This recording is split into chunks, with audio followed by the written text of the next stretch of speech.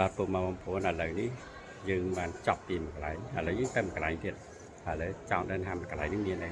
អោះតាមណារបស់គ្នាកុំបិទភ្នែកណាបាទតោះសូមជើញចូលទាំងអស់គ្នាហ្នឹងហើយវ៉ាវ Oh my god ពុកម៉ែបងប្អូនណែ very big see very big dinosaur ពុកម៉ែបងប្អូន dinosaur នៅកន្លែងនេះគឺធំមែនតើអានេះគឺជា museum ធំជាងគេនៅប្រទេសអូស្ត្រាលីបាទហើយអានេះគឺ real របស់ real ទាំងអស់បាទពុកម៉ែបងប្អូនហ្នឹងហើយគ្រាន់តែគេមិនឲ្យយើងយកឲ្យប៉ះអញ្ចឹងពុកម៉ែបងប្អូនបាទធំមែនតើអញ្ចឹងមកយើងតាមមើលទាំងអស់គ្នាមើលតើយើងថតមើលតើវាយ៉ាងម៉េចអានេះជួនកាលគេយកទៅលេងកុនឲ្យយើងមើលពុកម៉ែបងប្អូនយើងបាទឥឡូវនេះយើងមើលនេះគឺមើលមាត់ហ្នឹងហើយមិនមែនធម្មតាទេហ្នឹងហើយ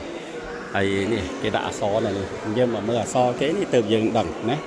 ពុកម៉ែបងប្អូនបាទឃើញហ្នឹងហើយស្អាតទេហ្នឹងហើយមើលទៅឃើញវ៉ាវតែម្ដងមកពុកម៉ែបងប្អូនហើយនេះពុកម៉ែបងប្អូនឃើញហ្នឹងហើយអញ្ចឹងហើយគេមាន screen គេមួយធំដាក់នៅនោះឲ្យពុកម៉ែបងប្អូនមើលទៀតបាទ screen ធំមែនតើហើយពុកម៉ែបងប្អូនឃើញហ្នឹងហើយមិនមែនលេងសើចទេហើយស្អាតណាស់ហ្នឹងហើយស្អាតមែនតើពុកម៉ែបងប្អូនអើយហ្នឹងហើយហើយធំមែនតើតែចំពោះអានេះបាទអានេះមើលទៅដូចដែកបាទបំដែកឈើហ្នឹងបងប្អូនឃើញហ្នឹងហើយมันច្រើនមែនតែនពុកម៉ែបងប្អូនយើងនេះពុកម៉ែបងប្អូនឃើញនេះហ្នឹងហើយអូ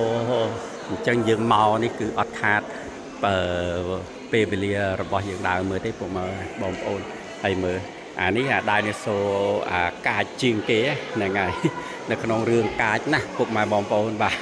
ហ្នឹងហើយណាពុកម៉ែបងប្អូនអញ្ចឹងខ្ញុំសូមរីកមិនប្រាប់ដល់ពុកម៉ែបងប្អូនបើសិនជាពុកម៉ែបងប្អូនមកប្រទេសអូស្ត្រាលីហើយកុំភ្លេចមក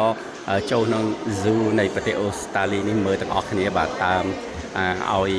ពុកម៉ែបងប្អូនបានស្គាល់ហ្នឹងហើយពុកម៉ែបងប្អូនបាទឃើញទេណាហើយមានពស់មានអីនៅទីនេះទាំងអស់អូបើនិយាយរឿងថាមនុស្សច្រើនមែនតើពុកម៉ែបងប្អូនបាទហ្នឹងហើយ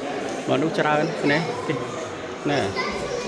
គឺជារៀលពិតតែម្ដងណាតាមពិតរបស់នេះគឺ